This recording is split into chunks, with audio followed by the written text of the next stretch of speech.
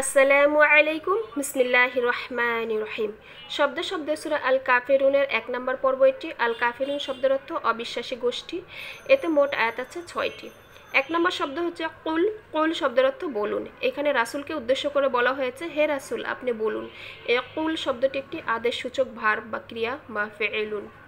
2 নম্বর শব্দ হচ্ছে ইয়া আইয়ুহা। ইয়া আইয়ুহা শব্দের অর্থ হে অথবা ওহে। এখানে একটু লক্ষ্য করি, যদি খাড়া জবর অথবা মদের হরফের উপরে এই চিহ্নটি আসে এবং পরবর্তী হরফ খাড়া হামজা আসে।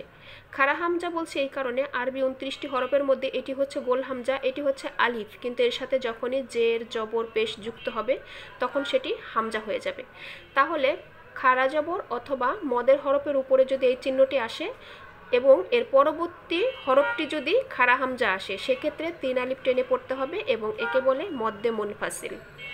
3 নম্বর শব্দ হচ্ছে কাফিরুনা।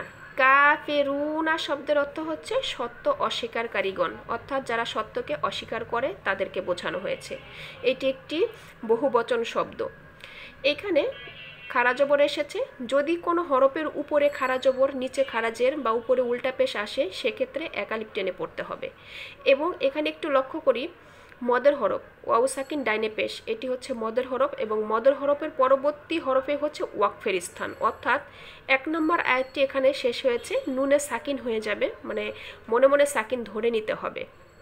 মদের হরফের পরবর্তী হরফেই যদি ওয়াকফের স্থান হয় সেক্ষেত্রে 3 আলিফ টেনে পড়তে হবে এবং একে বলে মদ্দে আরজি।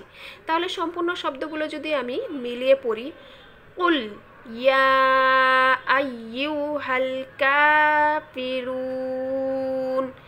এবং এর সরল অনুবাদ হবে, হে রাসূল আপনি বলুন, হে সত্য অস্বীকারীগণ।